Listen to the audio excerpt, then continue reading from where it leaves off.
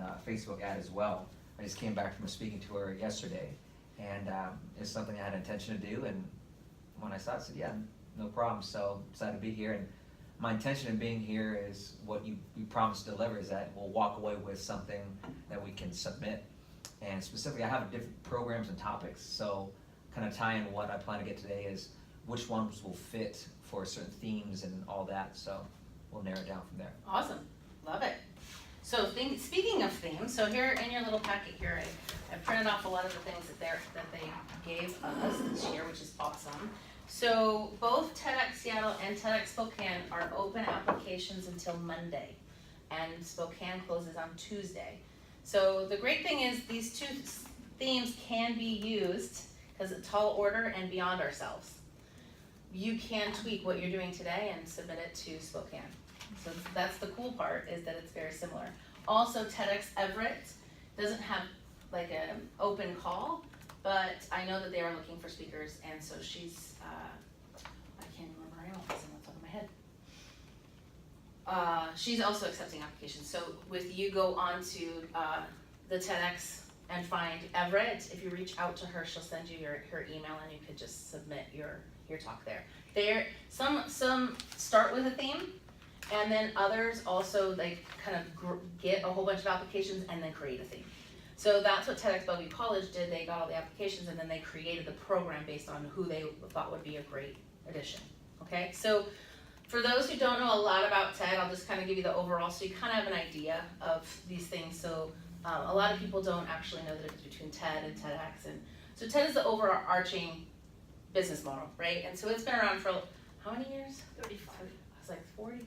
It's been around a long time. And what they started doing is started selling licenses. So kind of like a franchise for those who don't understand the licensing model. But they have a specific standards that you have to address. And usually when you first apply, you get a smaller license. And as you prove yourself, you can have bigger and bigger audiences. So TEDx Seattle's been around how long? Because it's both Rainier 10 and years. 10 years. And what about Rainier? Was it just a couple years, or were they a long We're time? in our this is our 9th annual. We were TEDx Rainier, and now we're TEDx Seattle. Okay. That started on 10/10 of 10, so this Okay. would be I guess it's the 10th year. I don't Yeah. So to just kind of know that that's how those things work, and then so they have parameters around it. So like TEDx Spokane is going to be smaller than the TEDx Seattle, but then you have things like salons where they have 1 or 2 speakers and like 30 people in the audience or things. So there's a lot of different opportunities and options. So when you go on the TED platform and you go to events and you look at the map, you can see a lot of those opportunities. So here's what I suggest. If this is really something you want to do in the next year, is start creating a spreadsheet.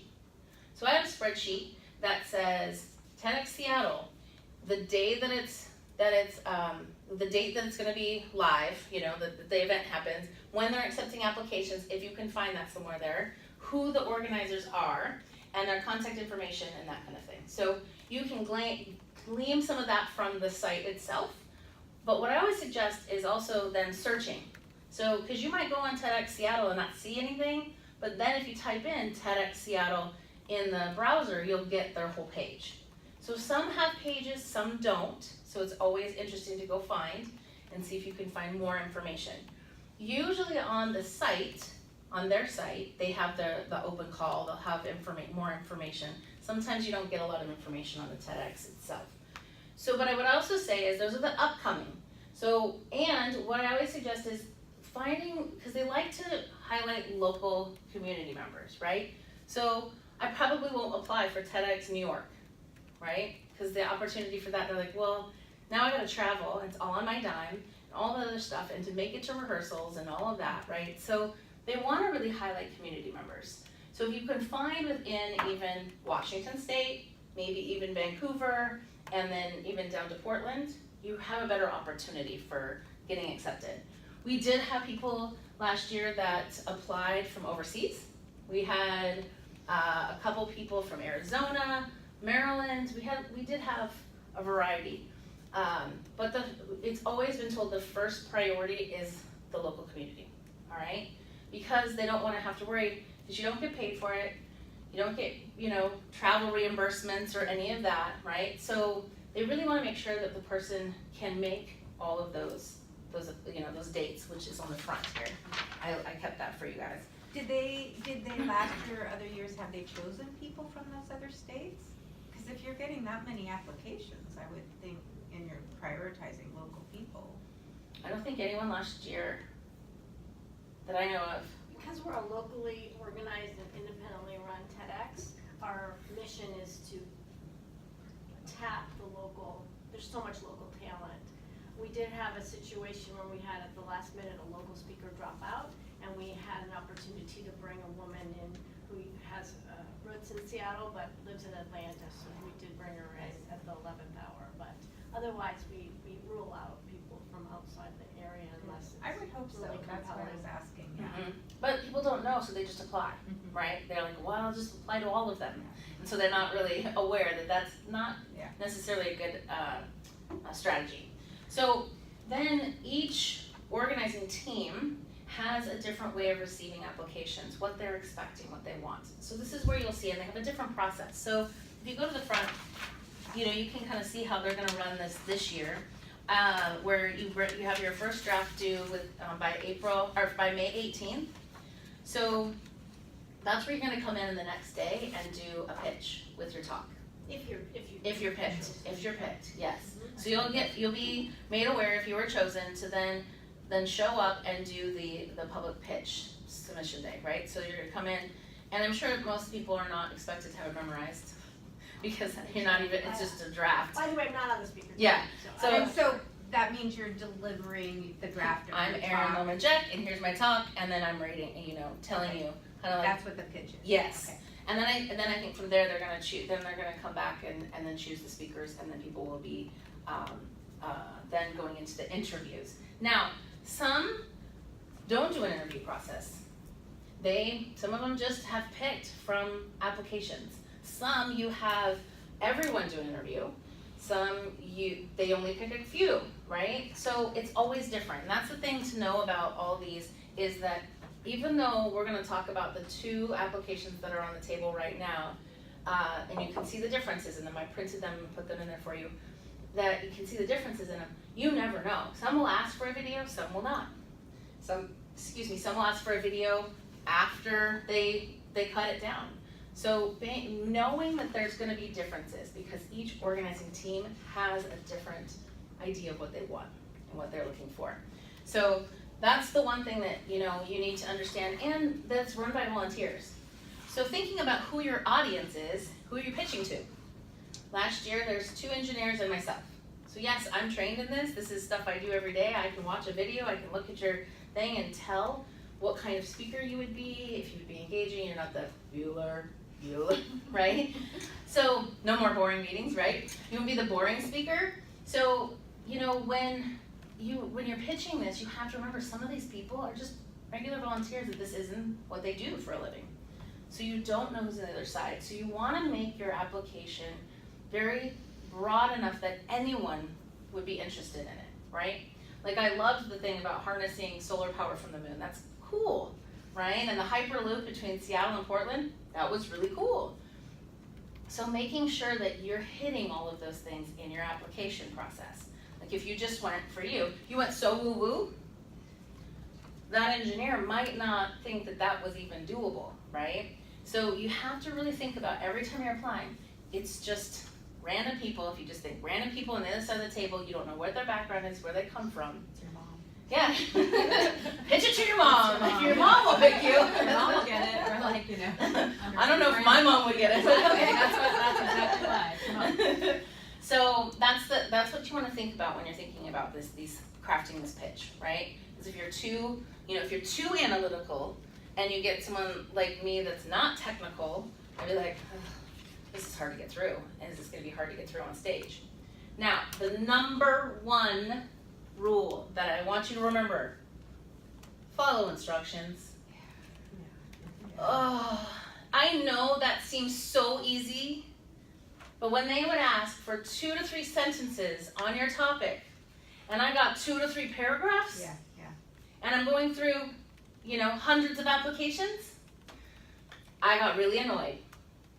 And what for me it showed was, are you coachable? Yeah. I mean, you don't know. I mean, as a coach myself, and knowing some of the people I've worked with and had a struggle with, and then the people that were so easy, is knowing how coachable you are, right? And so it's a perfect opportunity for you to follow instructions, and they get to see that you understand that there's a process, and you're giving them what they want. And this goes into all pitching speaking. Ask them what they want, how they want it, and to give it them that way. If they want you to submit a physical copy, right, and they don't want it electronically, why were you selling electronically? You just shot yourself in the foot, right? So being clear on following instructions is huge. So let's talk about the two themes.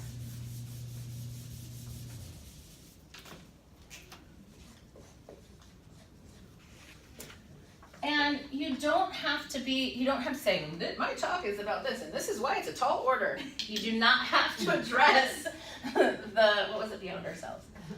You don't have to address the theme, but you want to know that, okay, these are, this is the overarching principles. Now, if I was to say, what's something totally opposite of tall order? Something totally easy. Making a sandwich is easy, or making it doesn't make sense, right? So make sure that you can really use both of these as kind of like, okay, yes, and this is why it's a tall order. You don't have to explain in those words, this is a tall order, but making sure you kind of alliterate that in there, right? Same with going beyond yourself. And that's why I say both of these are pretty similar. You agree? Like you could really use both. Yeah. So on their thing, they talked about what's leaping over, what happens when we shoot for a goal and go beyond it with surprising results, falling short of fulfilling an order and fail, what can you learn from that? What's the journey from sometimes succeed, fail, attempt big challenges and lessons learned, suddenly in focus, what happens in a tall order doesn't appear as challenging. And then the last one is today, tomorrow, and yesterday. I love this because I started reading this out loud on Wednesday and I was like, am I really screwing up my words? What do tall order look like if I was like, and I kept saying, I was like trying to read it again. I was like, no, it's okay. It's a spelling error. I'm like, okay. Because when you say things and you're like, wait, that didn't come out right. And so that's where mine's gonna fall. Like we said earlier, talking about the past and what we used to do and how we're not doing that anymore. And we can go back to that. That's where my theme falls in. And so looking at that, does what you're talking about kind of hit some of those? If they're giving you guidelines, it's probably good you follow them or find a way to make those things, hit some of those points. Spokane, you don't have any of this for Spokane. They don't have any of this. So, which I'm glad that Seattle added a lot more this year to really help people get clear. Yes. So thinking about an idea, the next page really talks about what makes TED Talks different and some of the things what is an idea? Often start with what if? What happens when? What if we use apple cells to grow a human ear? That's pretty awesome. What happens when you plant fast-growing bamboo trees in a desert?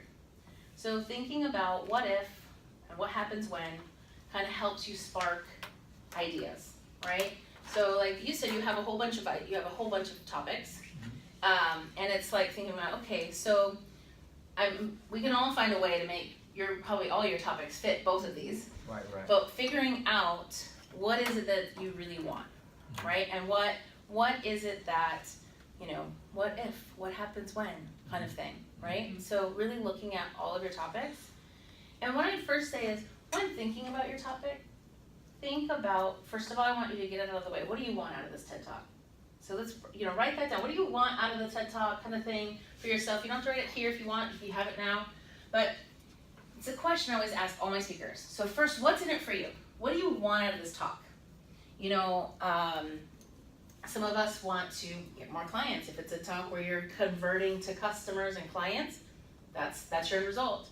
If it's, I just want people to feel better or be more motivated or things like that. I'm like, okay, but what's in it for you? What do you want out of this? It's okay to write that down and then put it to the side, because really what's important is what's in it for them, right? So I always ask the question, and that's on the fourth page is some of the questions I asked. This is one of my free giveaways on my website, but it's thinking about what's in it for them. What do you want them to think, feel, or perceive differently after leaving you? What kind of action do you want people to take? Right? So when you're looking at your idea, I want you to think about, okay, what do I want my audience to do? Right? Because if you just get up there and we've all been at the motivational speaker that just talks about motivation and that's it. You don't have any what do I go home and do? What is my action after this? Right? So I want you to really think about that. What do you want for the audience? Because that's one of the questions on your application. Yeah. But I want you to think about that every time you have to write a speech. Because it's important. That's the most important thing. Because if it was all about us, we just stand up there and talk all about us. And we've seen those speakers. They're boring and annoying. So looking at some of the questions, reframing an existing paradigm, challenging an existing paradigm, and that's on the how do you think of an idea. I'm reading there still. Reframing an existing, I love, or challenging. I always say challenge your audience in all your speeches. Challenge them to take on this new perspective. Challenge them to do something different after they leave. Really, challenging your audience to make a change. I went to school to be a therapist, and during my clinicals, I was so tired of couples coming in and complaining, and we would come up with solutions, and then they'd come back the next week. Did you try them? Well, no. So that's why I quit. I quit 10, 12 credits shy of my master's. So that's not what I was gonna do. Plus, being an empath, I didn't think I could sit there all day long with people and their stuff and be in that room still, right? So I was not prepared to do that. So I was like, I was done because I really want to work with people who want shift and change, right? And that's why I love to work with speakers, because they want to go out and make a shift and a change in the world. And my mission, the reason I'm doing all of the stuff that I do is because I do want to change the world, and I can't do that alone. And so I get to make a big impact if I help you affect more people. That's a ripple effect that I get to make. If you go out and you talk to 10,000 in your lifetime, that's more 10,000 I didn't talk to, right? And if I keep doing that, in my room at the Speaker Summit, I had 100 people. We figured out it was over 1 million people could be affected by the messages that were being created in that day. That's what motivates me. That's what gets me out of bed, right? So I want you to think about that with paradigms and coming up with, okay, what's in it for these people? What do you want them to shift and change, all right? And challenging to that. A lot of times we all play nice, and we're not really taking a stand for one another. As a speaker, I take a stand for everyone in the room, and everyone they're here to serve in the world, right? So take a stand on one of these things. Okay, before we go into the application, do you guys want to vet out your idea we're sharing? Would that be helpful? If we went around and kind of we talked about it, but you could go into really figuring out if that's how you want to do it? I think that's valuable. Okay, great. Because if not, we can go skip right into that. What are we trading the time for? What's the other option? Nothing. No, you don't have to. What else is there? Well, then you have more, the thing is, we'll have more time for you to fill out your application, but we'll still have time for that. We're only a half hour in, so we have time for that. Okay, so let's look at, Amber, so let's come up with a working title, and we can work on it. What's your title? I haven't gotten it to the title point It's yet, okay. but, If you were to come up with one right now. why highly sensitive women are the new generation of leaders? That's really long, but.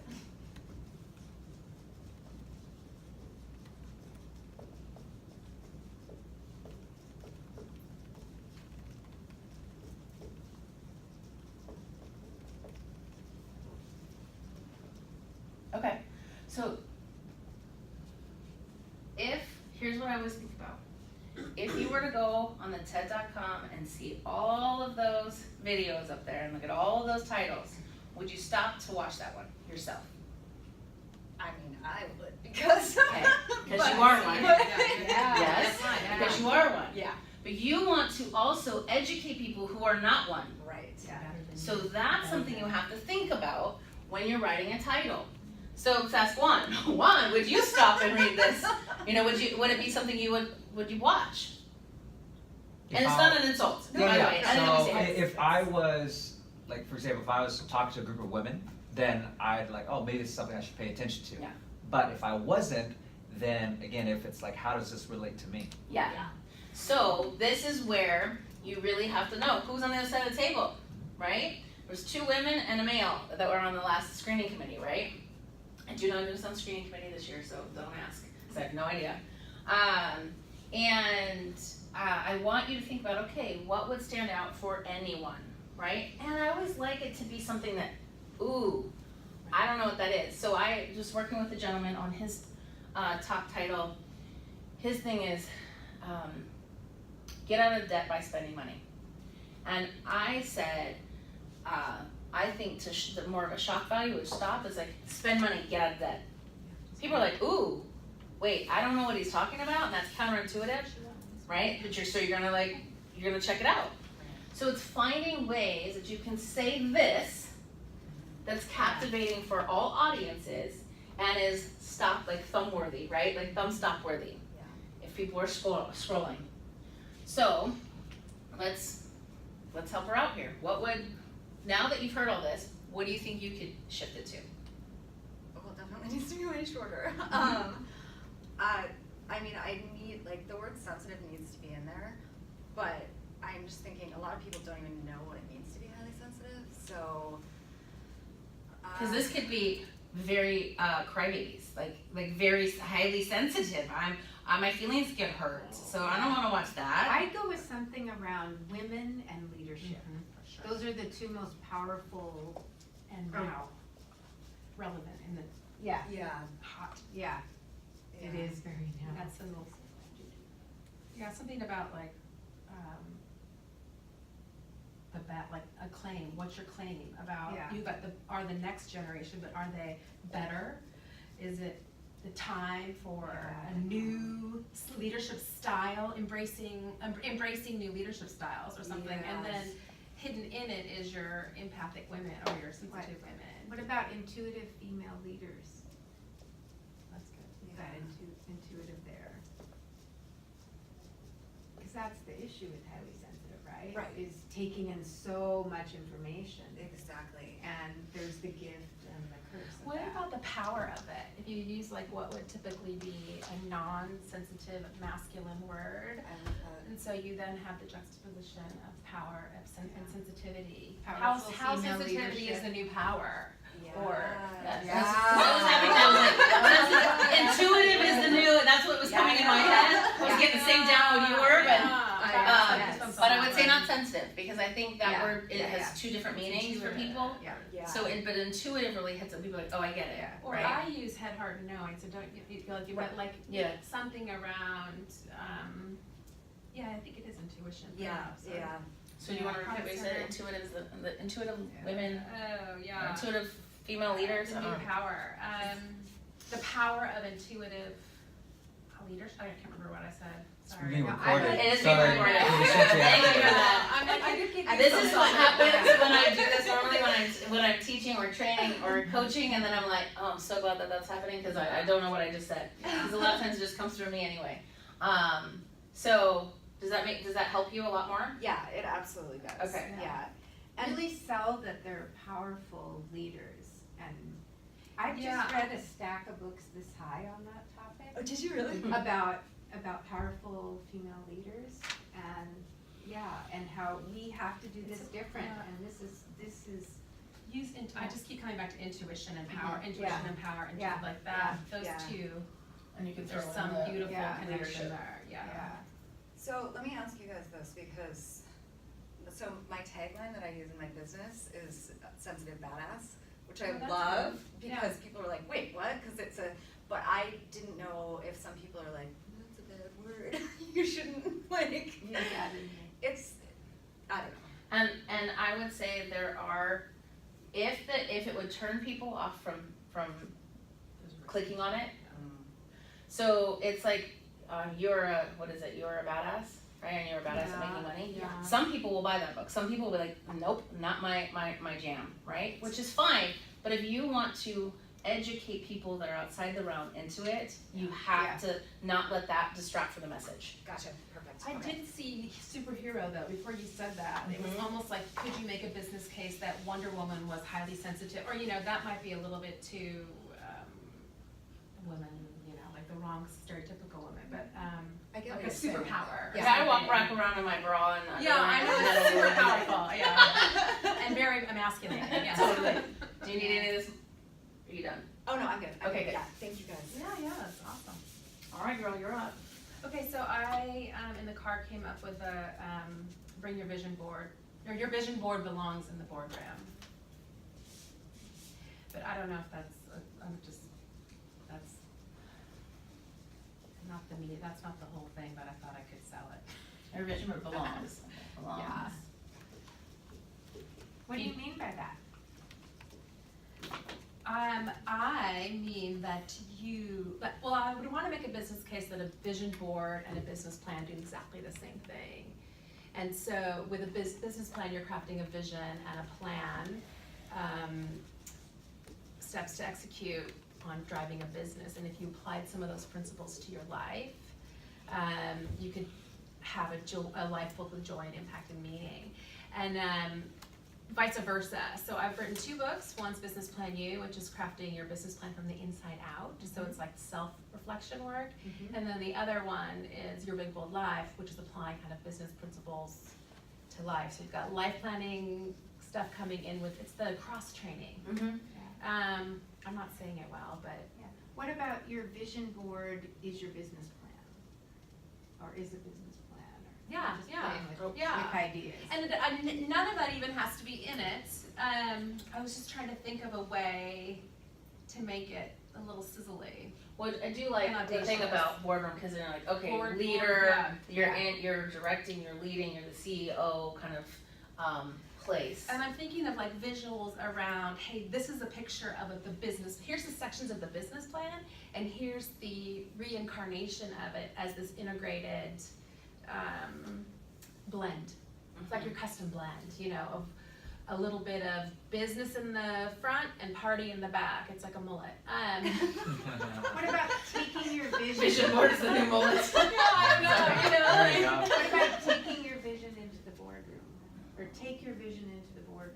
I'm Yeah, just- I but wanna vision try still to sounds play, too- I You wanna don't like play that? on the actually sort of the fact that I think, a vision board, you might think women sitting around collaging and doing law of attract, maybe there's a law of attraction play, but that really, a vision board belongs in a business plan. And if you can see it and you can believe it and you then have a plan of action, that's the same thing you do on a PowerPoint presentation when you're pitching to Yeah. a Investors funding and group. stuff.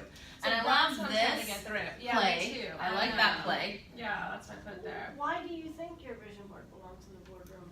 What's the result that you get when you do that versus if you don't? I think it brings the whole person to work. And so instead of just showing up and doing key performance indicators on profitability, you should have your personal KPIs.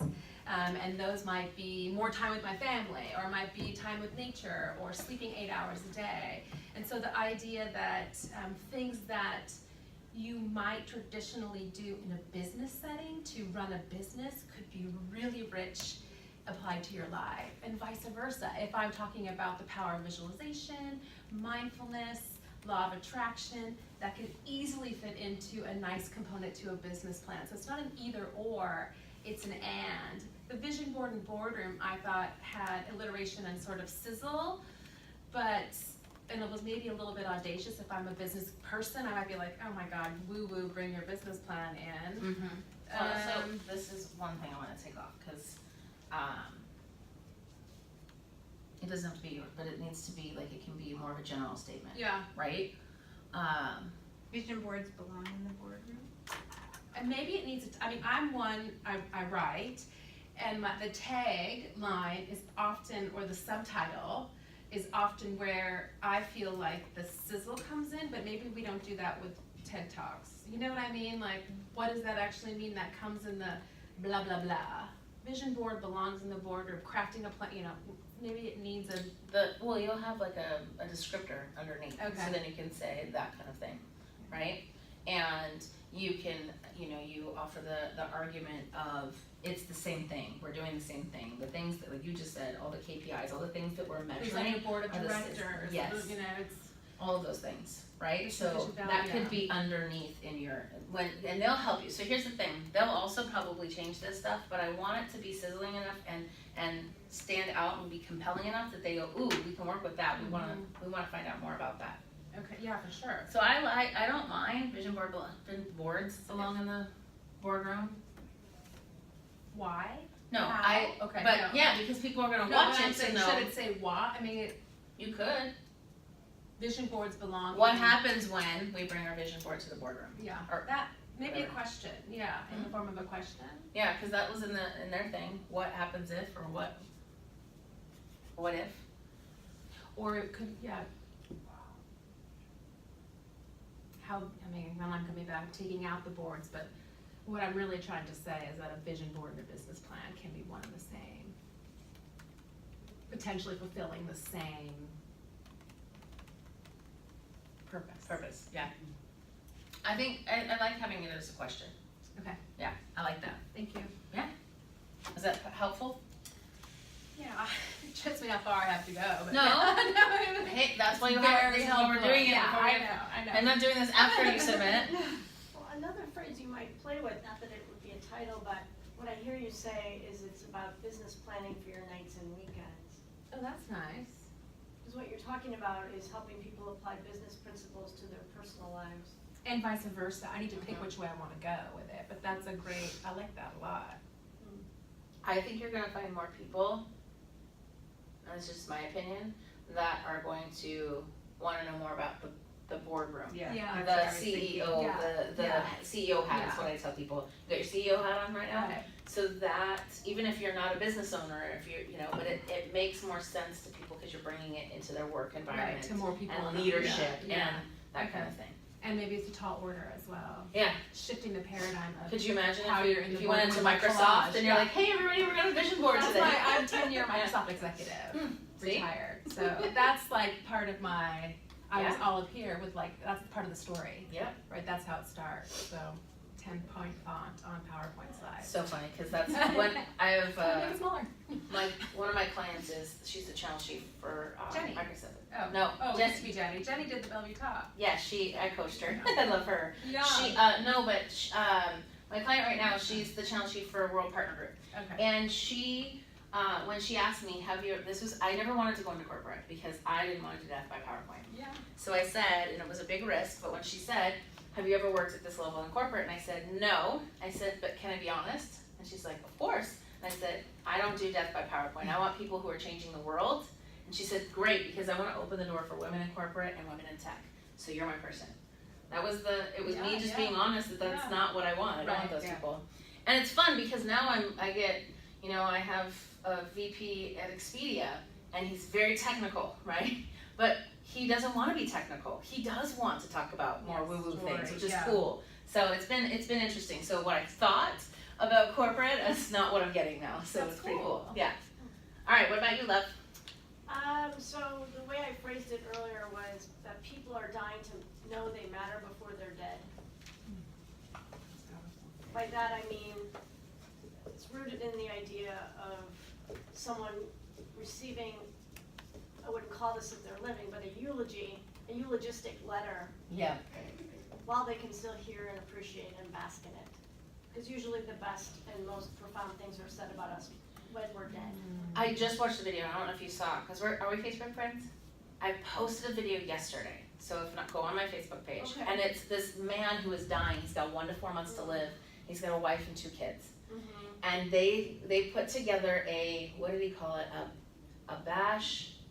No, something in a toast. A roast and a toast. Everyone had to stand up and kind of roast and say the things that they wanted to say. So he got to hear it all. And I was like, oh my gosh, can I have one of those? 'Cause I want to hear what people think about me now.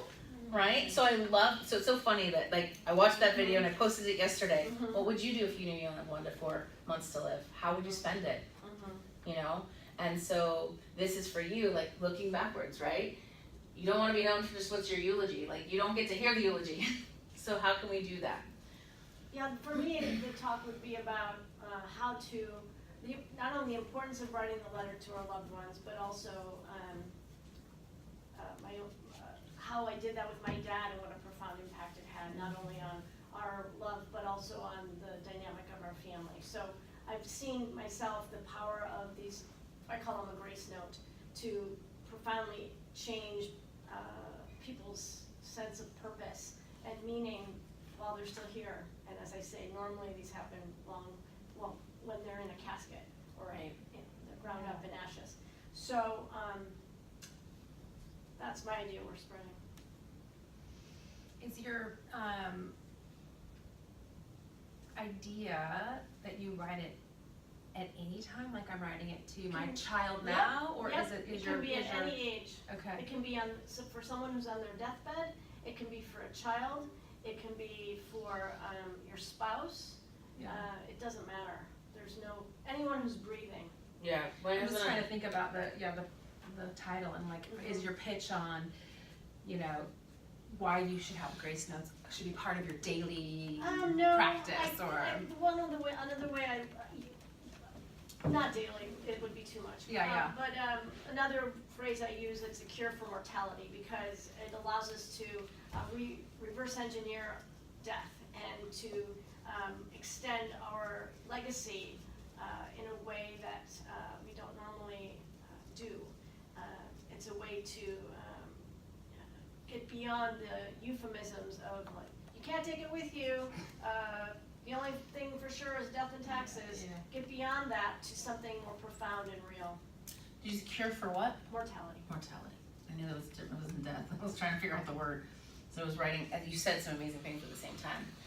I like reverse engineer, which I think is, because people are like, who, what? I like putting eulogy in there so they understand what, because It's like a living eulogy. Yeah.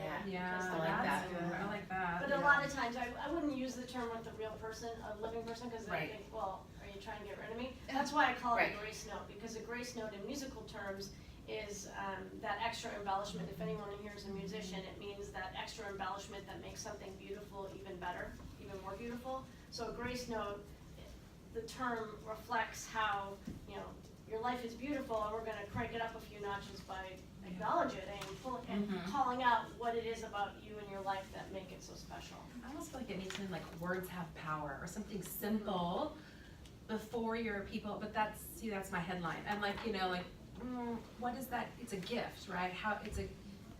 I like grace notes. I mean, you could have a movement around grace. I'm I'm starting seeing to- like a I have webpage. I have started. Yeah. I love I've that. studied on that. Yeah. That's awesome. I'm working on that. That I sounds love awesome. that. I love it. I'll get behind that. Totally. And my daughter's name is Grace too. Aw. Well, Sophia Grace. Mm. Okay. I like, so the thing that when you're talking about it, even if you said this, like Grace knows, people are like, what does that mean? Mhm. Why would I stop for that? But if I see eulogy, I understand what that means. I wouldn't call that out, right? But it would intrigue people to say, oh, okay, she's talking about a eulogy. What's said about you? Everyone thinks about, okay, we all know what the eulogy is, right? So then it's, okay, great. How do you, like I like Grace Notes is a living eulogy kind of thing, but because then they're like, ooh, what are those things? What is that? But I think, and I like that you said living eulogy, right? Instead Yeah. of just a eulogy. Because at Because first it does when I sound wrote it morbid. to my dad, I called it a eulogy, and I thought, I gotta change that, because he's not dead yet. Right, and you don't want anyone to feel like, What about something that's as bad, but like death wishes? I mean, just, you know, like a death wish, and you have like death wishes, or just something. Now it's bringing death instead of living, but it would be click worthy. I'd be like, what the? Yeah, I have a death wish for you. Yeah. Eat these red berries. wow, there are people like you, right? Eat those red berries. They're really good.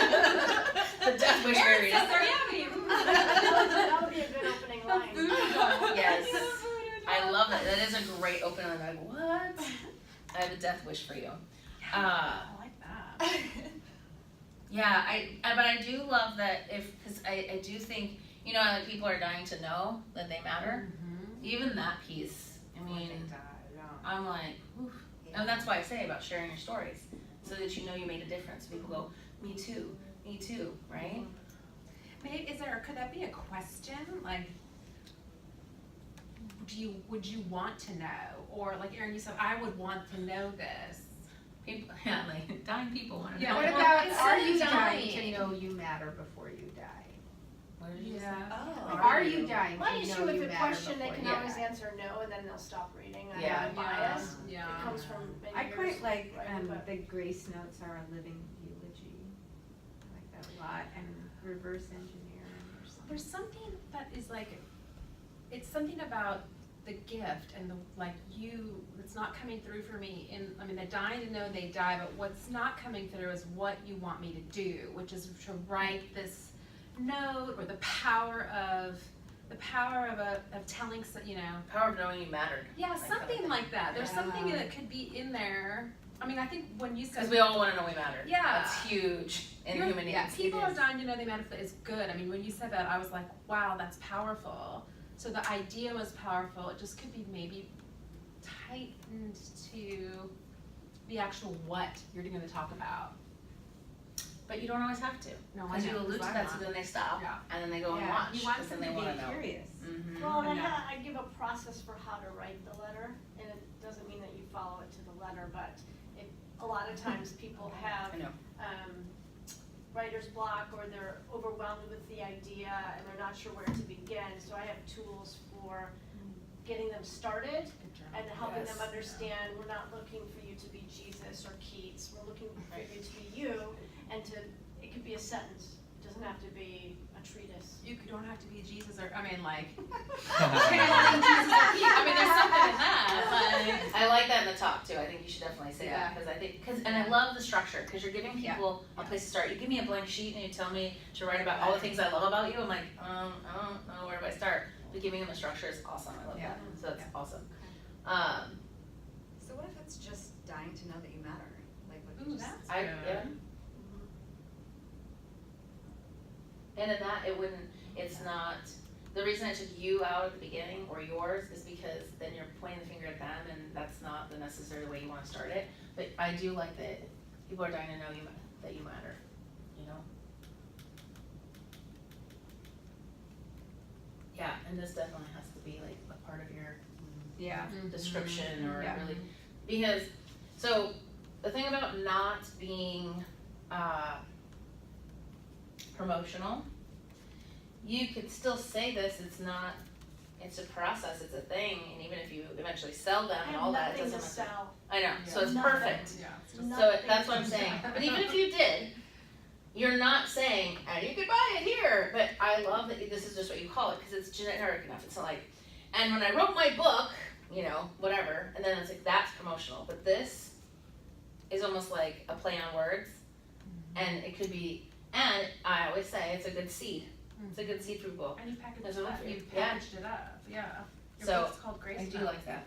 We're gonna put it on Kindle? I have notes that are written on that. I know, I It would know. be like 3 pages long, so. That's okay, people would pay for it, $2.99, no, I'm just kidding. Right? I appreciate It's new, Amazon bestseller. Alright, you feel a little bit Thank clearer you. about that? That's Yeah, helpful. sure. We're gonna rock it. Yeah, that's a cool This is, topic. see, now you guys get to see why it's so geeked out when you hear other people's Yeah. ideas. I love it. It's so much fun. It is fun. I Like, appreciate oh. everyone's input. Alright, Okay, so the title I used when I submitted last year was, Let's Get Serious About Obesity. And I I'm just think, gonna write it down. it doesn't, I don't know. Okay. I had trouble with that and it doesn't necessarily grab me. Okay, I'm spelling wrong. S-I-T, O-B-E-S-E-T-Y. why am I thinking there's an I in there? Oh, hang on a minute. There it is. Let me- There's O-B-E-S-I-T-Y. S-I-T. Actually, good spelling. Alright, you know when you stand in front of the room? Yeah, I don't even care. I don't have to be a rocket scientist for this I just part. like to make, I write So sloppy first and foremost, I wouldn't watch. That's why. Okay. I'm not that serious, right? And you can kind of get that in my personality, but I'm like, oh, serious? Who wants to get serious? Okay. Does anyone really want to get serious? I mean, that sounds like a, How about beyond? I like that. So what's the, Just 2 words. what's So your, the idea is, obesity is a complex medical condition, not a moral failing. We need to stop blaming and start treating obesity as seriously as cancer, diabetes, and heart disease. So I'm trying to Well, the destigmatize. end part's the gold. obesity. The diamond in it is the end part, the Stop blaming, stop shaming, Mm-hmm. yeah. Oh, I love that I made it one word. I was writing as fast as I could, because you were talking and I was trying to get them all out. Yeah. moral flaming change. That's like my mission, is to destigmatize obesity. That's like what I'm working so hard to do on so many. And your core levels. like, what's your core belief that, like, what's the one message that you want out of all that you want to get? It's a serious disease, not a moral failing. Okay. Oh, I put blaming. Wow, not failing. I don't know. Okay, I'm just leaving in there because I don't know why I wrote it. No, I said, yeah, Did you? Okay. I yeah. No, Okay. I said blaming and shaming. Okay. That's probably where you heard that. It's all happening at once, yeah.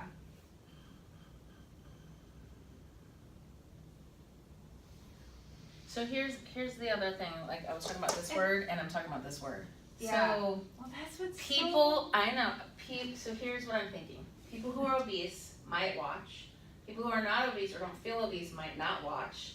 And you really want, like I said, to educate outside of the people who know. Like my sister, who is 110 pounds, but eats crap and doesn't like to be called skinny, right? So there's like this whole thing about the dichotomy of these kind of words. Like if you call my sister skinny, she gets really offended and upset, right? Because it's I agree. it's a negative word too. Yeah. So, but my sister probably wouldn't watch this. So how can we make it more about this piece, without having to call it that? So Yeah, that it this makes is more the- people Let me curious. just tell you how challenging this has been for me in the 13 years I've done this. Because there's a lot of negative connotation around that word, and we have phrases, but we don't have another way.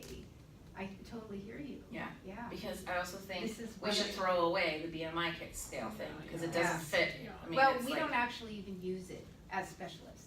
right. That's the thing. Yeah, but Yeah. you see it in the Yeah. every doctor's office. so And in the brain. really, the purpose of this talk, what I'm trying to do is shift thinking and mobilize people to just see it different. And what Because happens when we they are see it headed differently? for Yeah. such a disaster in our country and in our world if we don't deal with this. Okay. And pointing fingers doesn't help anything. Right. And so people need to understand how it affects them, cause let's look down the road in 50 years when we don't have enough healthy people to work and provide services or pay taxes, and we have a burden of people who are really sick who need help. Okay. What are we gonna do? Answer her question.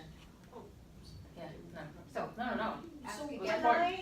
when I embody your principles, when I understand your point of view and I fully get it and get it, what do I get? What's the goodie that I get? What is the result of knowing that? Such a good question, yeah.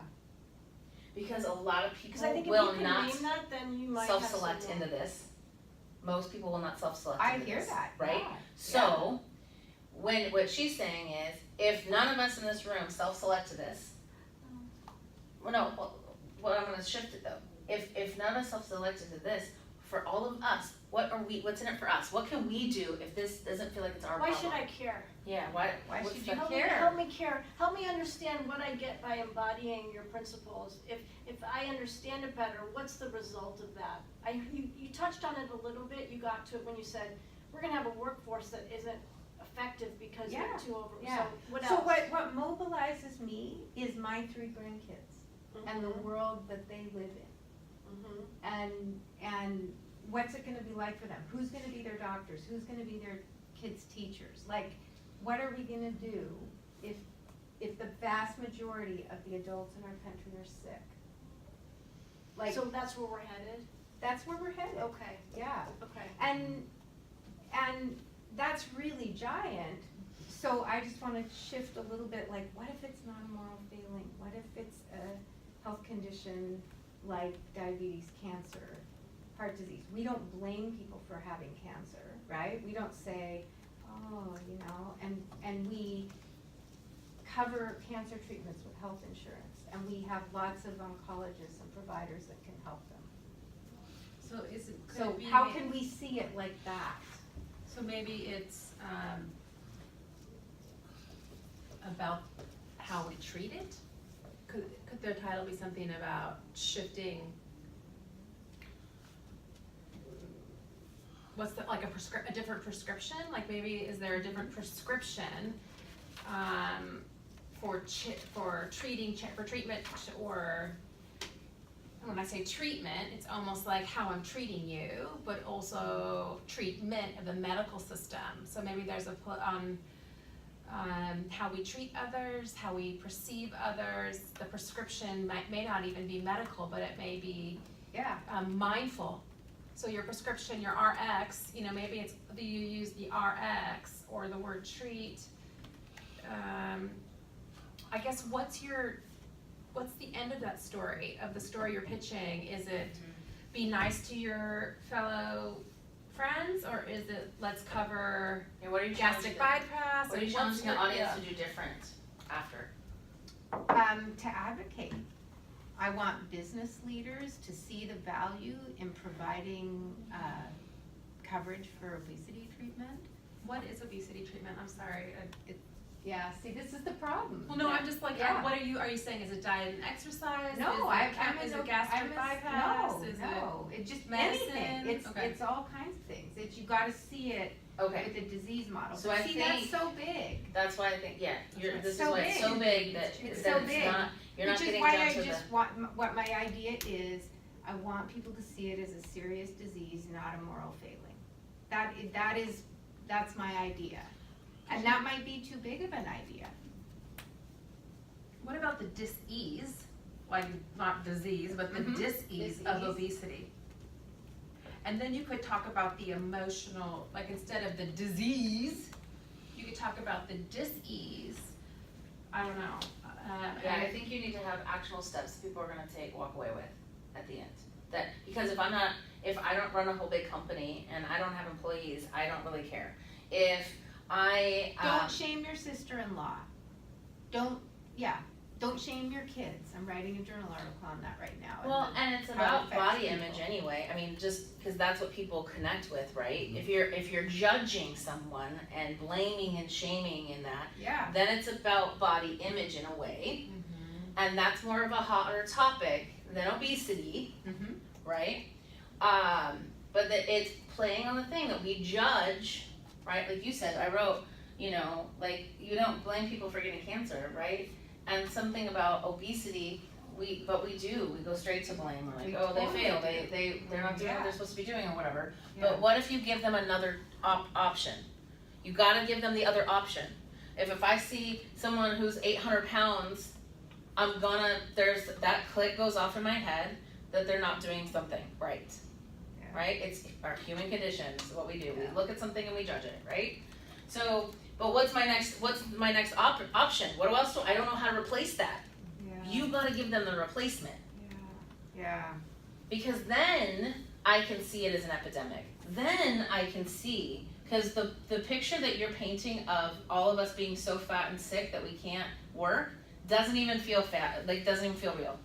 It's so far out there that people are gonna think you're like way out there on the edge. Yeah, well, I don't really wanna go to scare tactics. Right. Yeah. And that it could all change tomorrow. We don't know, right? This is that dichotomy. But I want it to be more real. How can today I walk out and I see somebody at 800 pounds or whatever, probably wouldn't be walking Yeah. on that. Yeah. Do you know But what? you know what I mean? You don't actually have to be that heavy to Right. have obesity. I know, but this is Yeah. And everyone goes to common 800 thing. pounds and Right. doesn't see, yeah, oh, I know, on the scale, I'm totally obese. I got it. yeah. I'll teach a people first language, you have obesity. Right? That's a way to destigmatize. Yeah, you're affected by. Anyways, yeah. I do like this part for sure. You're not what you eat or something. I feel like there's like Mhm, a, or like yeah. size Yeah. doesn't matter, or Well, it does matter. But see, that's, yeah. And You're saying 'cause it's- obesity is not a Yeah. disease of overeating. Yeah. I It's know, a- I'm just it's- trying to think And of that's the- where I don't even wanna go there I at know, but all. that's where you're getting too serious again. I'm just So, thinking of and a- I hear how serious the problem is, which I totally am with you on. But for somebody from the outside, are they gonna stop and watch? Exactly, yeah. And I don't wanna go into that big, I just wanted to tell you where I'm coming Yeah. from on this and why this matters. Yeah, no, I'm Yeah. glad you answered the question, so Why yeah. this matters, over and cause under. it's part of the make me care thing, right? So your biggest thing in your talk is you need to give us what we're supposed to do instead. Yeah, that's helpful. Because we don't know. Yeah. You're telling this big idea, and there's all these things out there, but I don't know how to take action on that in my life. Whether I am thin, whether I'm obese or not obese, whether I'm, 800 pounds or 10 pounds, whatever, right? Mhm. You have to make sure that you're hitting all of that, so it's something that somebody wants to watch. Cause it's about what they wanna watch on the computer, because that's how the venue or the particular TEDx becomes more famous and gets bigger. No, they don't It's not really- they don't really about- care about it's not that. really about No, they the don't talk care about that that. day. But when they submit this to TED.com, Mhm. right? They sometimes will work on the title a little different. Have you done research? This is something I wanna ask all of you. Have you done research on your topic? On TED? No. I have. Cause that's always a good thing to know what else is out there. Mhm. Because in some applications, they actually ask you, have you researched your topic on TED? Has anyone else done it? Who? And why is yours different? It's So- really about the idea, is the Mhm. idea compelling? Has it been done before? It has, the ones I've seen have been at TED Med, and one was done, but it was a Can little you bit different. challenge one of those? Or is it something that you don't, like, not that you're gonna say, this TEDx is wrong, or this TED person is wrong, right? But can you challenge like it says, challenge the paradigm? Or you could even, that kind of thing?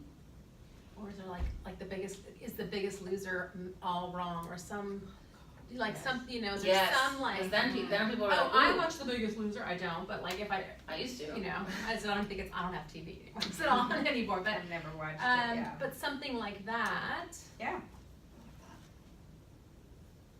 You might play with this title too. I wrote a weighty issue: why obesity is not a moral failing. Ooh, I like that's that. nice. Nice Yeah. job. Or why the epidemic of obesity is not a moral failing.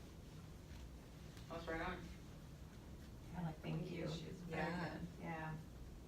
I'm so passionate about it, but I get all the limitations, and I get, I have such a perspective as a medical provider, and it's just like what I live and breathe, but I know it's not like that for everybody else, and that's part of why I wanna do You're deep in this. it, yeah, you're Yeah, deep, very I'm close. deep in it, and it's Yeah. hard to see, but that's why I Sure. want to be one of the voices that's saying, wait a minute, what, just like the Yeah. opioid thing, Right. right? Yeah, thank you Okay. for all your help, yes. Juan, are you ready? You Yep. could add maybe Yeah. One more. epidemic, that might be- It's not the first one, not the Sorry. first time. Not the Not first fir- one. We can go on for hours. Okay. Turning your biggest breakdowns into your biggest breakthroughs. Have you researched this? Not intentionally, no. I Okay. feel like I've seen a TED Talk like that. I know the one guy, I know somebody that speaks about it and wrote a book about it, and the biggest breakdowns That's common language in, into what? Your biggest breakthroughs. like Brene Brown has breakdown, breakthrough, but I mean, doesn't mean. But we all do It's in fabulous. personal Yeah, development. That's where I heard it, yeah. Oh, breakthrough. Oops. Yeah, and then I can, go on the same topic. I mean, I can go bigger the setback, bigger the comeback, or I always like that one, Mhm. cause that's the one guy, he's like a reverend. Have you heard him? He's, he was on Oprah, so if you search it, he was on Oprah Super Soul Sunday, that's where I first heard it. He's an guy in Texas. he's an African American. Big guy, deep voice. Yes, and that's what his is, exactly what you Gotcha. just said. And it would be good to make sure that no one else has done that Yep, part, yep. but I like, what did you call it, The biggest? bigger the setback, the bigger the Bigger. comeback. I think that, I like that's that. it. Yeah. I like that too.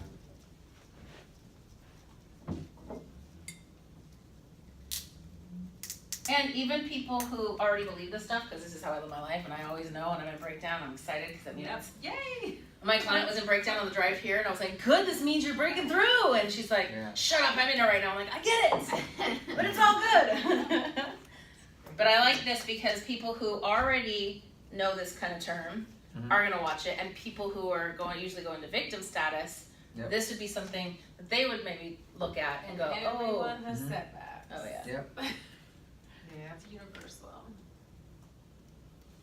That's awesome, I love it. Or would those be the same, that's the same talk, just two different titles for it, eh? So yeah, it's just repackaging Yeah. it. Yeah. I really like this. And then I guess Yeah. I'm not sure if this you guys have. Well, we're gonna have a time for questions, but this is where I'm trying to play with because the different content where if I want to play off, so I competed on a show called American Ninja Warrior.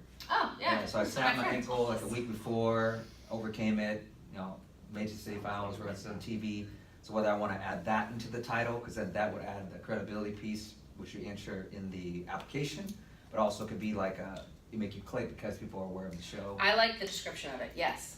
How American Ninja Warrior overcame a broken ankle or whatever, Yeah, right? yeah. That kind of thing. That I think that would be good in the descriptor, Yeah, yeah. and I think you should put that in there because I think that will be like, ooh, people will want to know, right? Right. I wanna go on that show, yeah. Huh. Or- No, not me. Screw but that. Uh, I props. I know, thank They you. take middle aged ballets. Right. My friend was on that show too. Very cool. He's an ex-NFL player. LA? Yeah. Recently, right? Yeah. Yeah, we talked on the Anthony phone Anthony before, Trucks. yeah. I was getting some tips beforehand. Yeah, he's a good Yeah. friend of mine. We met at. When we showed he's- that? Yeah, he's Yeah, he's yeah. one of Brennan's guys, and so I helped him with some of his talk stuff. We're gonna work together. So, and then we were gonna go to A-Fest together, which was cool. All right, so I think yes, that I think what you're saying that the American Ninja Warrior needs to be in the descriptor of some sort, Mhm. which I think is awesome. Okay. That was That an was easy easy. one, wasn't it? As the professional speaker in the room, I've got this one covered. Yeah. Okay, so where's the we pull out the application. I'm sure we don't need to go over name and. So this part, the 1 to 2 sentences, is I really want you to, now that you kind of have a working title, right? Now I want you to take a minute and think and make it short to the point, 1 to 2 sentences that makes your idea worth sharing or spreading.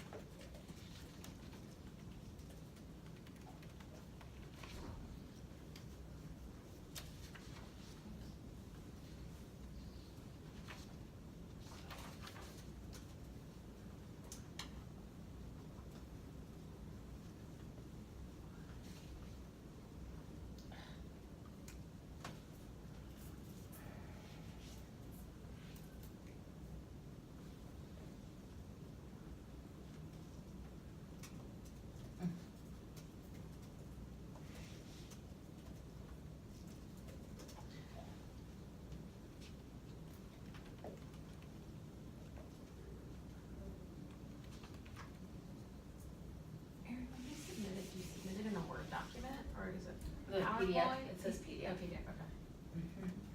Follow instructions. Do you see visuals coming across as well? Just, They just want to see the reference of what you If you go to have. the website, then it'll just has a Button to click Oh, to so download a form, it. I like a yeah, form. and then It's a submit type it. form. Goes in, yeah. okay. Oh my gosh.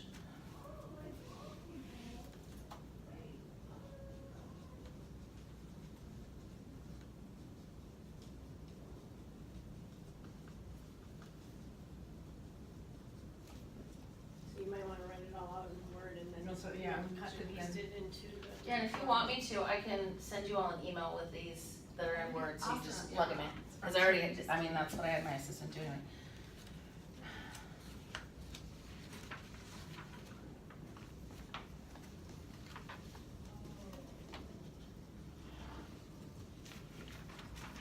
Okay. So let's talk about, why must your audience hear this idea, why now? So I wanted to address, this is the kind of story arc I do for a TEDx type talk with my clients. If I'm helping them come up with a 20, 30 minute thing, this is definitely for even shorter amounts of time. So what's your idea? Why now? Why is it so important? Why you, right? And this why you isn't, and it's on this thing here, it's not your credentials, you know? It is why you, this is where I put story, right? Why you, why are you so passionate? Like you with your dad, right? I went through this experience, I experienced it, this is why I know, and this is how, you know, those kinds of things. And being that you said you're a hospice volunteer, right? So your story, that adds that credibility, but it's why you and why now? Why is it so important now? And they ask that, which is awesome. And then you go into your points and your evidence, right? In a TED, this is important to have something of evidence to show. And that evidence doesn't have to be like data. It can be a part of a story, right? Here's what I experienced, here's what happened, here's the results. So I always say results, evidence, and then usually I like that and then followed up with a story as well. You know, and some of you will have more than one point, and some of you won't, and that's okay. That's a place to put it if you want it. If you don't use it. And then what would happen if your idea was adopted? Is the like going into the last bit of your talk. What would happen if, how would the world see you differently? So one of my speakers last year, Mickey, who talked about how everyone in school considers you to be a shoebox, right? You have to fit in the box and it's supposed to look this way. But what if you're a basketball? What if you're neurodivergent? What if you're not neurotypical? Maybe you have ADD or ADHD, or maybe you have other things going on. You might not fit. Maybe you have dyslexia, all those things. That doesn't fit in a box. But in school, we're trying to take the basketball and put it in the box. So her thing is, what if we actually looked at it as superpowers, right? So what if we took these things that we label as negatives and actually flip the script and see each other, and that's when you challenge them to think, act, and do different. What if we started going out there and instead of looking at a resume, you look at, so tell me, what are your geniuses? And really focus on the genius piece. So how can we start doing that in society? How can you do that if you leave this room today, right? So these are the things I want you to think about when you're writing this, and the cool thing is, some of these questions are already on here. So it will help you kind of craft the talk by the time you're done filling out this application. Does that make sense? Do you have any questions on that? No. Okay, because here's my psychology connection. This is what, I guess that would be a bigger one. Duh. I had to do the numbers the other night and I was like, oh, I don't know the numbers now.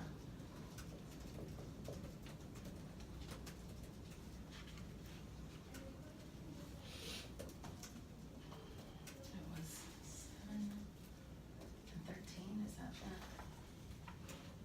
80? Is that right? I can't do this in front of the room. I'm not enough. Percentages. Yeah, you're good. Right? Okay. Yeah. So in a talk, this is what I actually teach. This is why I do though. This is what I really use my psychology background to really help you connect deeply with the audience in anything and everything you do, whether it's writing, whether it's on video, whether it's on stage. This is nonverbal. This is what we're taking in. This is tonality. So tonality is broken down to pitch, tone, pace, volume, melody. Okay? And then this is storytelling. This is why this is a part of my talk. And then this is actually the words. So how many of you are really stuck going, oh my gosh, I have to write this talk? We're thinking about just this. Yeah. But I want you to think about it as the whole thing, right? So don't ever get stuck like, oh my gosh, I have to write a talk. You know what? You could talk gibberish. You wanna look it up? One of my favorite videos is how to, and I'll send this to you. I'll just send this in the email since I'm sending this. I'll send you all the email. It's how to look smart while doing a TED Talk. The guy talks about nothing. I'm here to talk about nothing. There are 0 points in this talk today. There will be all this, and he goes on, he's like, and he uses the tonality, and he uses physicality, and he's like, and now I'm gonna draw you in a little bit. I might tell you something, like a secret. I might tell you something, maybe a little self-deprecating. And then we're gonna laugh again, and then we're gonna go over here. And he literally talks about nothing. And it's one of the best of my favorites of TED Talks, because you really could say nothing. But if you do all these other things well, you nail it. But you have to write it in your submission to get in. I know, It's a barrier he's to entry. That's he's the a difference. he's a comedian. Yeah. Okay, so that was a totally separate thing, but it was really powerful because it shows you, it really illustrates how that works. So I want you to be thinking about how important this piece is to explaining who you are, why now, what the results are, what you've received, what other people's stories. Maybe it's a thing with your client, right? One of your obesity clients. Maybe it's a story about them showing results, right, or showing their story. So these, when you're writing this, I definitely want you to think of these things, even though you're not actually doing them on a piece of paper. All right. So that's why those things are important. That's really helpful. You guys all get this down?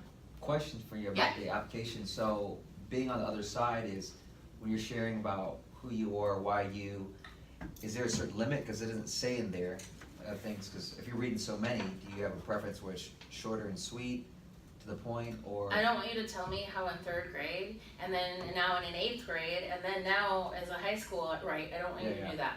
So be very concise and to the point. Why are you, like for me, so let's think about my topic, right? Because for me, I know this stuff, and this is what deeply connects us.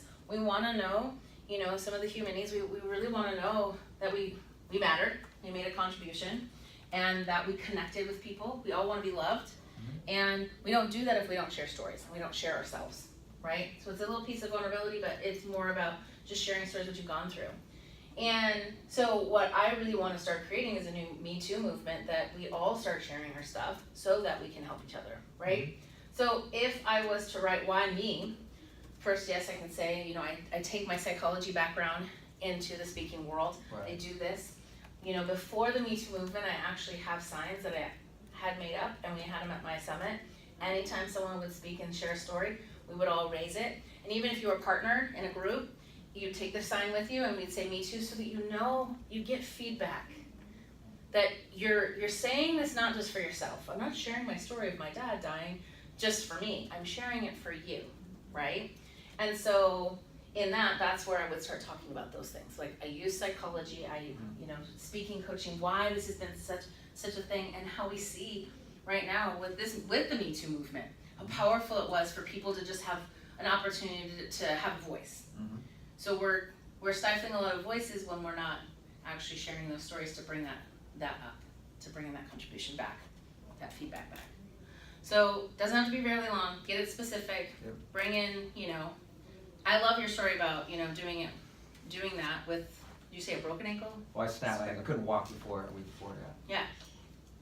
And you still went on and did it. Oh yeah. Yeah.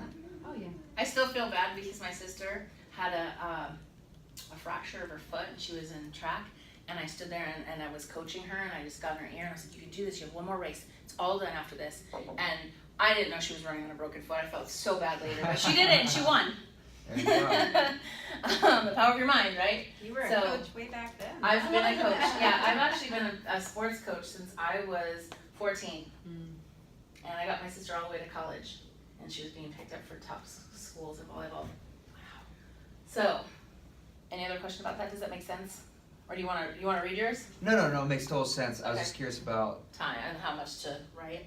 that, and then I had other random questions on the application, so if you're Go ahead, go for it. I was wondering, so when you're submitting it, does it, from a other side point of view, does it matter if it's sent from a person's assistant, or is it better to have them directly? We don't even care. Oh, yeah, we do. We did. It says. All it said, it doesn't say, it does say you don't want it to that, so Yeah. that's like the thing, You're really yes. clear about that. It says. Yeah. in Well, it there. says, I just it's didn't- okay if we it's- communicate with you, it's okay if your staff submits it. Yes, that's, Well, It yes. said don't submit third parties. You don't, yeah, I was thinking like if that person, you know, sends it for you, but not from them. Yeah, okay, Yeah, that's what I was gotcha, gonna say, yeah. yeah, so, but, I mean, we don't care who the part is until you go to send it, it should come from you. Yep. Yeah, so, you know, thinking, like, I go into my assistant stuff, she does a lot of things, but then it comes back to me and then I said, Gotcha, that's what I gotcha. was thinking. I see. I have a question. Nobody cares. Yeah, go ahead. No, that was so funny. I didn't mean that with that. I was saying nobody cares if it comes from somebody else. Yeah. Now to you. Nobody cares about your question. I was looking up to them. I know. Like, oh. That's what helped me. I was like, what do Yeah. you mean? I didn't get it because I was still okay, got you. So, do they wanna see, or is there a place to upload or show them like samples of you speaking before? There's you can upload a video. Okay. So, but what I would suggest is, it doesn't, yes, you could submit a video of you talking about walking dogs. But what's more powerful is if you, even if you don't have a professional copy of you speaking on a stage on your topic, it's more powerful for you to stand in front of your phone and even your phone or your computer and deliver why you're so passionate about this and why now and this topic. I think that's way more powerful than if I saw a video of you speaking about dog walking 5 years ago that has nothing related to what you're doing now. Does that make sense? I do have, so I don't know if you guys have heard of Ignite. Yep. But I did an Ignite speech a couple years ago, and it was on sensitivity, it wasn't particularly around leadership, so I have that, but do you think it's? We still don't better care. than- So as a screener, even myself, because I work with professional speakers, so I'm used to seeing video reels. Even when I got people sitting in front of their computer and their cats running around or whatever, I didn't care. I was more like looking at, does this person really care and are passionate about this topic? Is this really something that they could do well, right? So I don't make judgment if I got a professional speaking reel or I got somebody using their phone. I didn't differentiate that at all. Okay. And I don't think for people the other volunteers who are not in this industry, they don't, I mean, it doesn't really, there's no bias to it in that sense. Okay. Does that make sense? Yeah. Because to them, they don't see speaker reels a lot, so they don't even know what it is. So I think having just your video of you talking about it and highlighting your idea would be better. Okay, So thank you. in your opinion, as the curator, selection panel Was. member, Yes. right, I know, and not for Yes. this one, but like, Yeah. are you're looking for diversity, you're looking for Diversity and- creativity, like what's on your kind of, what are you looking for? I'm looking for a topic that is interesting and compelling, Okay. first and foremost. I was looking for, is the person really passionate about this and why them, right? The story behind why. If I just said, if you just wrote that you're writing about how obesity is a bigger deal than we're making or whatever, if you just say it's because I'm a nurse practitioner, I don't care. Yeah. I wanna know why it's so passionate, why you're so passionate about it, and why you are the person to tell it. And why now? Those three questions, why you, why now, and the compelling idea is the most important pieces.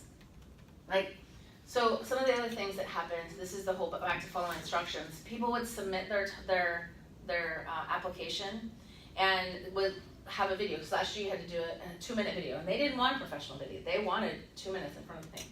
So, so many people sent us locked videos. I couldn't watch them.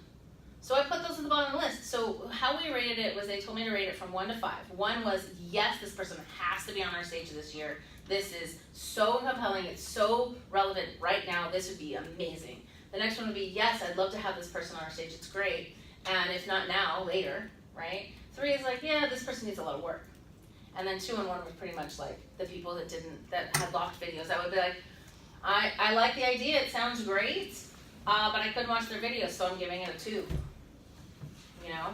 And so, just kind of thinking of those things. So sorry, I haven't been on the submission form. Yep. So it's just this application, not an outline of the talk? No, there is. Look at the Oh, look at the the third thing draft. down. 15 Upload your lines. draft. It's a draft, not even an outline, right? No, it's a draft. Okay. So you need as much. Okay. Don't just bullet it out and outline it. Right. Write So it's it like out. word for word what you think you'd say. Mm-hmm. Gotcha. And that'll all be tweaked with the Yeah. speaking team and the writing team and all that. But they kind of want to know all like hers. We started asking her more questions about it, so we got clearer on Sandra's idea. Like, what are you getting to, right? So I think that's So, okay, the this good is, thing. Yeah. super minutia, but I've done a lot of talks. I've never scripted out. I mean, I have a PowerPoint, I have a visual, I know what I'm gonna say. So when I'm submitting it, what are you looking for, the verbatim, like? We didn't have drafts last year, so I'll tell you about that. Okay. Yes. You didn't, yeah. Yes. So, Because we okay. want the whole idea out for us to understand it, right? You're gonna memorize it. Yeah. Yeah, Eventually. I know, so Through a I'm just lot so of different curious, so like what I iterations. need to, I mean, I can record it and then transcribe it, or just write it with the end in mind. So I'm like you. Yeah. I do my 3-day seminar all extemporaneously. Right. I know the topic. Everyone knows what we're doing for the day, but I am all extemporaneous. So this will be a challenge for me as well. I do know how to memorize speeches, all that stuff, but because I teach it. But for me, I don't do it either. So, Right. but for you, it is just getting it all out as if you were writing. If you had to write a script, Right, right? so as it was a blog post, for Yeah. example, but more in, I just think The it's in conversation. the conversation dialogue. So here's what the beginning of my I'm trying to remember. my regular talk, which I don't even know if I'm gonna put this part in there, but if you watch my video reel starts with how many of you in here have a message you want to create a movement with? Yes, I knew I was in the right room. So let's journey back 30 years ago. I was 10 years old. It was my first speaking engagement, and it was standing room only. And with my paper shaking in my hands and tears welling up in my eyes, right? That's exactly what I'm gonna write Yeah, as my script, as my draft. okay, Does that make sense? yeah, I'm just thinking of the process, okay, Yeah, because they want to see it all out, right. Not like and they're gonna something- change it a lot. So Right. last year, I had a client who hired me outside of TEDx. So it wasn't that I was on that TEDx, I was on that organizing team somewhere else. And she had an idea, and by the time she submitted her draft, they changed it so much it actually wasn't even the same talk. Yeah, So you have to, there's gonna be a lot of that. You have people who are helping you write things and tweak it and make it more concise and different things they wanna add to it. And that's also volunteer. You don't know what their background is. They might be really great at speech writing, or maybe they're a communications director. So you won't know until you get in there and find out who your writing coach people is. ever submit more than, can you submit more than one? Like if you have two, okay, no. I wouldn't. No. And I always say this, as a professional speaker, don't have more than 2 talks, ever, because people don't know what they heard. If they're like, oh man, I heard her speak and she was so amazing. Well, here's her 2 topics, which one did you hear? I don't remember. I just know she was great, and so that can get I had a confusing. radio talk show, so I would have a different Mm-hmm, story every week, kind of, you know, but, I did too, so I but, did. yeah. That's why I was thinking, oh, would there be a different story, a better story, but I'm just gonna go with one, just see what happens. Yeah. That's all you can do. And the best part is if you put your story in there, especially this piece right here, this has to be That's the most compelling, because they have to choose you. So one of the things that I say in this, you need to give them places to always choose you. Think of David and Goliath. Who do you root for? Always, right? Think of any of the stories we've ever heard. We're always looking for the hero or the heroine, right? So it's letting them choose you along the way. So that, let's even say that this is a talk you're asking for a sale, right? You're pitching yourself. They got to choose you again at the end, right? So you want them to be choosing you all the way along, so that at the end they choose you again. She's my person because she gets me, right? So thinking about that. And what I always talk about is, these are the most important parts of writing and just in your talk. Think about an airplane. What's the most important things to know about flying an airplane? What are the things you really need to know? Keep it in the air. Takeoff and landing. Up here is cruising altitude. You could say a lot of gibberish, but if you gotta nail this, and you gotta nail this to be a really great speaker. Because up here, even if this was a 2-day talk, let's just say I expanded this out, in the middle you could cruise, you could do whatever, it's cruising altitude, right? But you gotta land the end, you gotta land the beginning, you gotta land the beginning. Land the beginning, that doesn't sound right, but stick it. Stick the landing. So, really think about that. What's the most compelling pieces that you can, sorry, I got it right. Compelling pieces that you can put in there, right? And really bring people in, so that then they're invested in hearing more of this. This is where you're bringing them in, so kind of selling them on you, and then they're like, yes, this person understands, I got it, now I'm listening to their data and their information. How many talks are chosen? Depends. Okay. 14. 14. Do they have a specific every time? Well, last How year we long had it is. 15, Yeah, I think that's that fine. we're gonna go down by one, and then, well, 12 speakers and 2 entertainers. Okay, yeah, cause that's, and some are different, so the different like Bellevue, they waited till they found everyone, and they said, okay, if we give, and then we're gonna separate the time, so it's under 18 minutes, but they were given 10 minutes. And so I had to take their 18-minute talk and help them get to 10 minutes.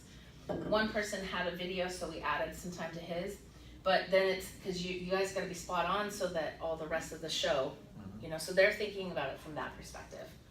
So it just depends, cause, and TEDx Bellevue College, 2 people, we had to move the date, and we got snowed out. We had to move the date, and so we lost 2 speakers. Because they couldn't make the dates work. That's not nice for everyone. We were trying to figure out what to do with that time. Do we throw someone else in? But it was like, it was like the last month. So having somebody come in at that last month and do it all, I'd be working with them full time just to get them ready, you know. So we just added extra activities. Okay, and just like you said, being a part of the organizing team, I said, you know, I jump in, I could do a talk if you need to fill up time. I can do it without having to really think about it. And actually Who's saying that? You're saying that? I said that, I said if you need it, if we had to, I'd do it. And they're like, well, I did some of my stuff, I sponsored, in-kind sponsored some of my fee, so then I couldn't because I was a sponsor. And my organizer, we thought about her doing it because she had a talk ready to go, but and then we realized the rules as well, so. It all worked out. Yep, but they, you know, that's the thing, and each one, you might, maybe, you know, some might just always give you 18 minutes, maybe, you know, TEDx, I don't know, Everett says everyone gets 18 minutes, but I know, I'm just, And but in you just have fact, to Big know. TED is shrinking, they're going with fewer and fewer 18-minute talks. Didn't this one say like 10 to 12? Yeah, that's where you should keep it. That's what I always suggest. And what I suggest also is before you submit your draft, to just read it aloud and time yourself. Just because what you write, and if you just read it as if you were reading it like a talk. Like if I said, how many of you have a message you want to create a movement with? And then I said, okay, so I'm gonna take you back 30 years ago today. We were doing this. I actually have pauses in there, right? So at least so you kind of know where you are if you need to cut some stuff. Because I think we go, and it has the words there. It has how many words. There's also a tool there's an FAQ page on the TEDx sales site, which I recommend. And on that FAQ is a tool where you can click on it and plug in the number of words you have, and that'll tell you many minutes it is. Yeah. So you don't have to figure it. You know, it's a game. And and that's what's it's not it's. fail safe, but it's a good way to have. I think that's why they put in here 1,500 to 2,000 words, because that's about for the most people. So that gives you a good idea. But I think it's great because I've always wondered, like, Yeah. when I was my first radio show, I thought, oh, I wrote all this stuff out, I have all these things to talk about, and I got it all done in the first 12 minutes, and I'm like, oh my gosh, now I have an hour to fill. Like, what am I gonna do? So it's hard to sometimes know how fast you'll go through the content. But I always recommend, even if you didn't have this on any talk, is to at least time yourself to kind of see where you are. Because the most important thing is to be on time. You don't ever want to be the speaker that they're like, she went over, now everyone else is screwed. You'll be asked back for that. Okay. So is there any questions on the front page that we just kind of went through? Why must our audience hear this idea? Why are you the ideal person to give this talk? Does that all make sense to you? Okay, yeah. Question regarding, the ideas constantly stand out. I'm curious from a screener point of view is if a person were to write the answer to all the questions and then they film themselves answering all the questions and you had a choice between the two, is that something more distracting or? Yeah. That's not following the instructions either, What right? do you want to submit your video going? You know, Question you one. answer all I the hear. questions and then you have a link at the end saying, hey, if you prefer, you can watch me answer all the questions. So you have a choice of either read all the answers Like, the hi, questions. my name's or- Swan, and the reason why Yeah. I talk is. Cause here's the thing, I was getting, everyone had a 2-minute video to submit last year. So I would look at the application, then I would read it all and say, okay, then I'd go watch the video.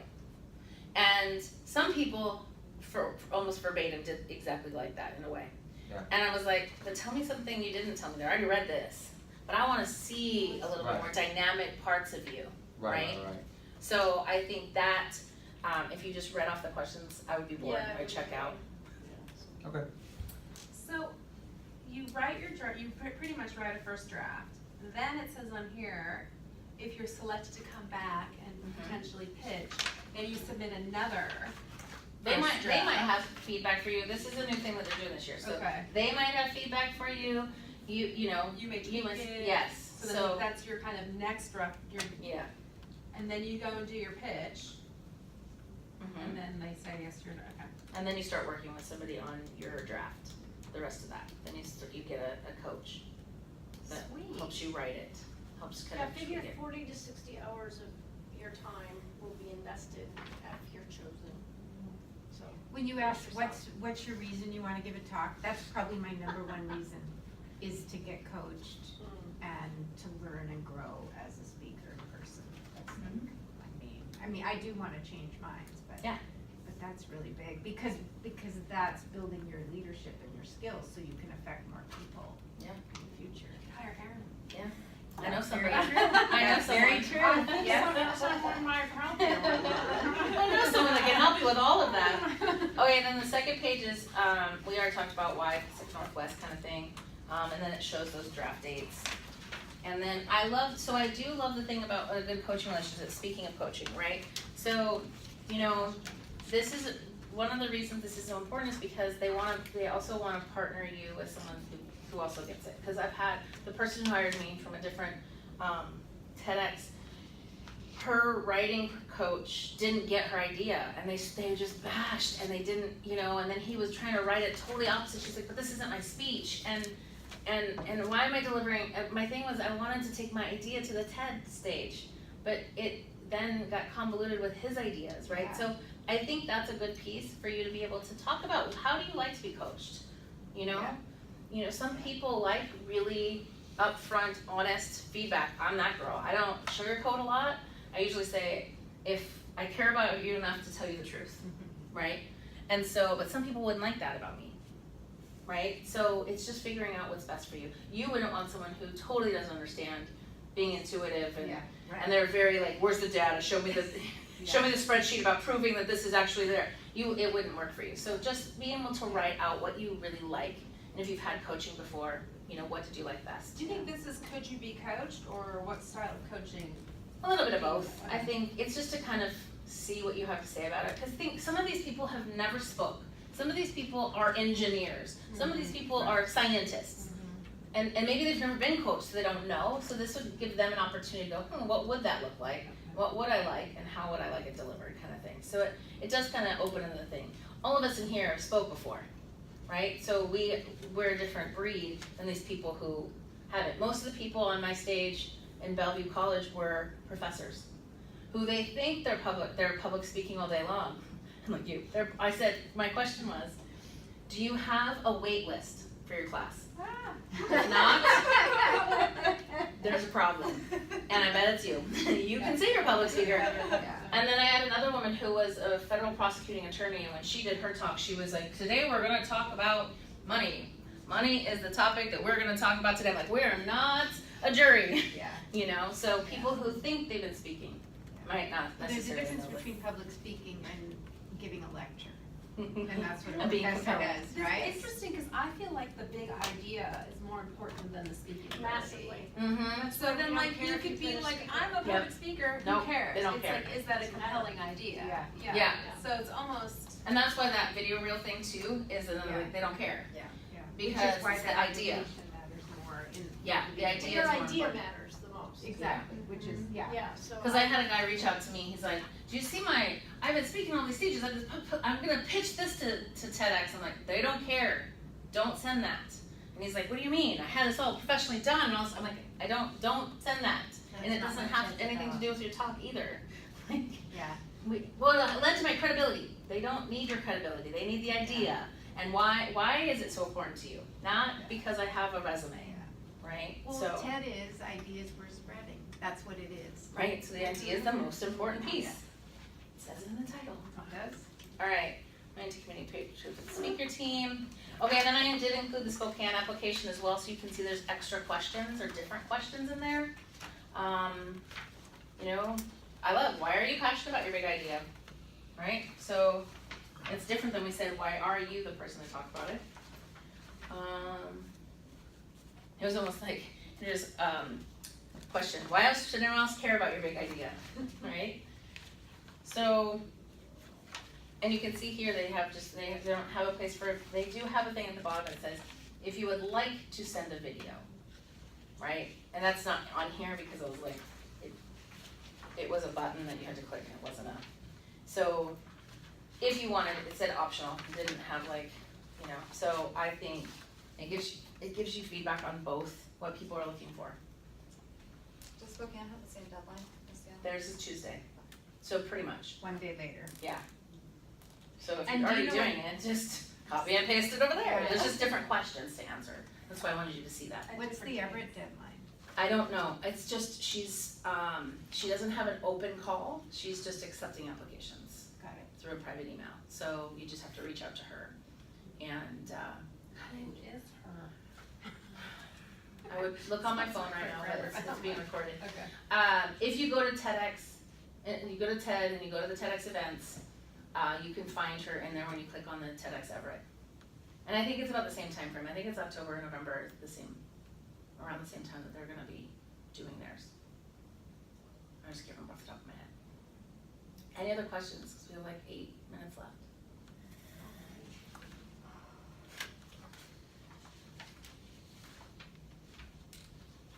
Do you feel that you've got a little clearer on what you wanna submit? Maybe even a title, even clearer on. Well, I didn't expect you to come here and write your whole entire talk, cause that's a whole other time. Yeah. But to give you some kind of ideas Yeah, on it's like very what the helpful. parameters are. Yeah. I got really clear that this topic that I wanna talk about is, I'm better off doing it in the medical circles that I'm doing it in now. And that I need to refine it and make it more emotionally compelling. And that the timing for it may not be now, just based on the reaction of people in this room. And what I'm super, super passionate about is women's issues and women over 50 and how when you turn 50, you step into this power circle. And I love your ideas, and that I think would be more suited to what I would be good at talking about with TED than maybe my more academic, professional passion. Yeah. Still have time, so go to the drawing board and see what comes out by I also Monday. have a journal article due Monday that will be partway done on, Yeah. so, yeah, and so I just really love your ideas. Yeah, and I could just cry when I say, I am so sick of hearing the world through male eyes. I'm so Sorry, Juan. fucking sick of it. And I'm Don't so take offense. glad that you wanna speak about the power we have. Yeah, so I'm more passionate about that, I think, yeah, so. Maybe that's your next, that's the thing Exactly, you create. exactly, Yeah. yeah. Well, and what's good is we live in a city or a region where if you don't get on the TEDx stage, there's a gajillion other options. And Yeah. you can create your own Yeah. movement without Yeah. needing to be on the red circle. Yep. So this discipline of writing your That's true. application is a way for all of us to hone our ideas and spread the word about what matters to us. And I think no matter who listens, we've done the hard work of Yeah. disciplining our thinking. Yeah, Distilling it down. that's so valuable. Well, and that's it, you know, it's always been like the TEDx isn't the be all end all either. Like she's even saying, like you be on any stage. You know, my mentor Brendan Burchard says, you know, there's times where he feels like he's speaking to 10,000 in an auditorium or in a stadium, but then he'll go and do a video and get 9 million views. So what was more impactful? How many people were more affected? The 10,000 or the 9 million? Or maybe Yeah. you talk to 10 Boy Scouts. I mean, Yeah. it just, Yeah, Gilbert's book, Big Magic, and one of her key points is, no matter how big or small your network, serve them. If you have 12 people in your Facebook feed, serve them. And I just thought, wow, for her to say that, it was very inspiring to hear her say that. It's all about using your voice, right? Yeah, and you don't know what kind of impact you make with those 12 people. But you gotta start somewhere. I just had somebody leave me a voicemail or like a voice text yesterday. She attended my speaker summit in October, and she said, "You have no idea how my life has changed in that 6 months, and you saved my life." And I was like, "What?" And she's a very quiet person, and I wouldn't have thought that anything landed, right? Or it was, it's the kind of person that sits in the corner and you don't get a lot of that feedback to know, are they in this? Are they, And she said one of the things was, I showed a motivational video. I just typed, this is one I watch every morning it's one of my morning rituals. But I just type in YouTube, motivational videos, right?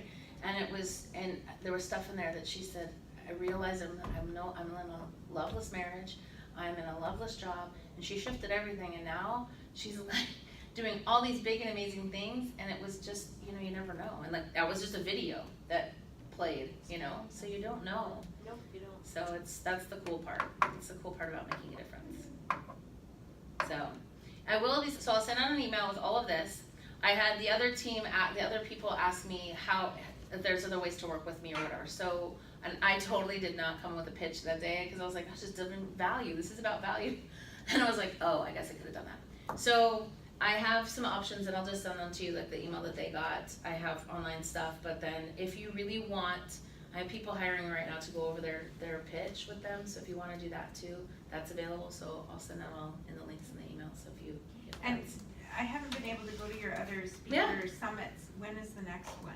It's going to be in fall in San Diego. I was having them here, but I eventually want to move to San Diego, like next year. I was just there a couple weeks ago. And so I want to build down there. I want to build a tribe down there, so that it's an easy transition for me.